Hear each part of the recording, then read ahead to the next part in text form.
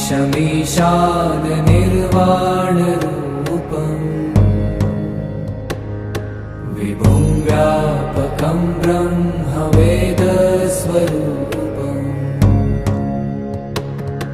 निजं निर्गुणं निर्विकल्पं निरीहम्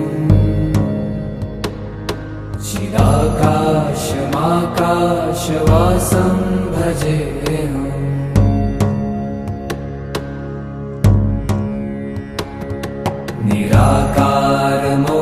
निराकारमोङ्कारमूलं तुरीयम्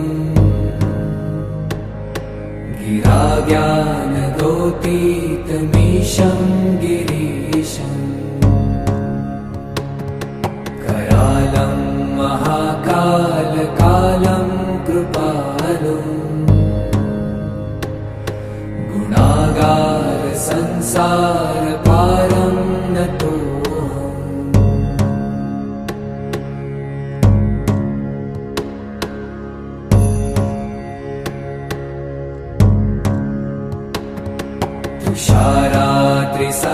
तुषाराद्रिसङ्काशगौरं गभीरम्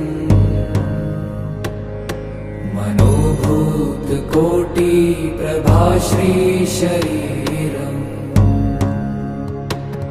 स्फुरन्मौलिकल्लोलिनी चारुगङ्गा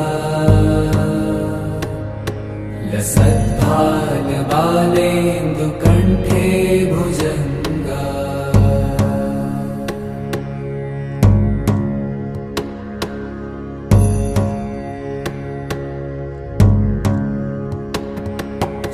चलत्कुण्डलं भ्रूसुनेत्रं विशालम् प्रसन्नाननं नीलकण्ठं दयालम्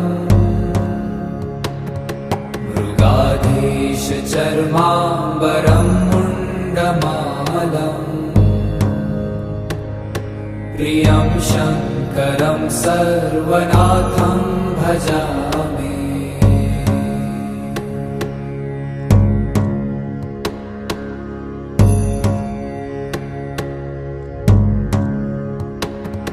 प्रचण्डं प्रकृष्टं प्रगल्भं परेशम्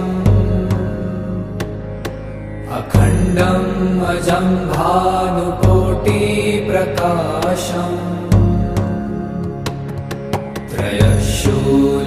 त्रयशूलनिर्मूलनं शूलपाणिम् भजेऽहं भवानीपतिं भावगम्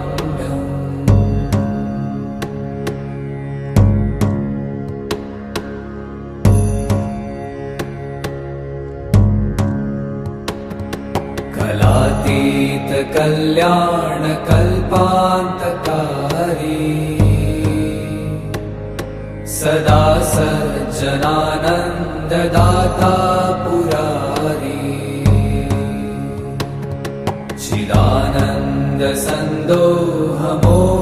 चिदानन्दसन्दोहमोहापहारी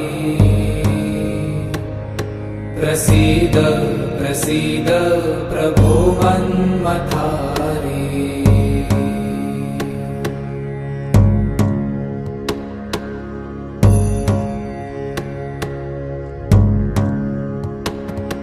न यावत् उमानाथ पादारविन्दम् भजन्ति ह लोके परे वा नराणाम् न तावत् सुखं शान्ति सन्तापनाशम् प्रसीद प्रभो सर्वभूताधिवासम्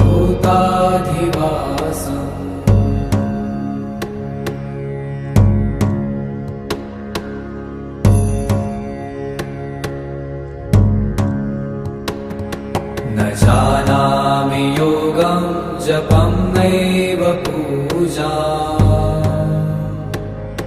न तोऽहं सदा सर्वदा शम्भुतुभ्यम्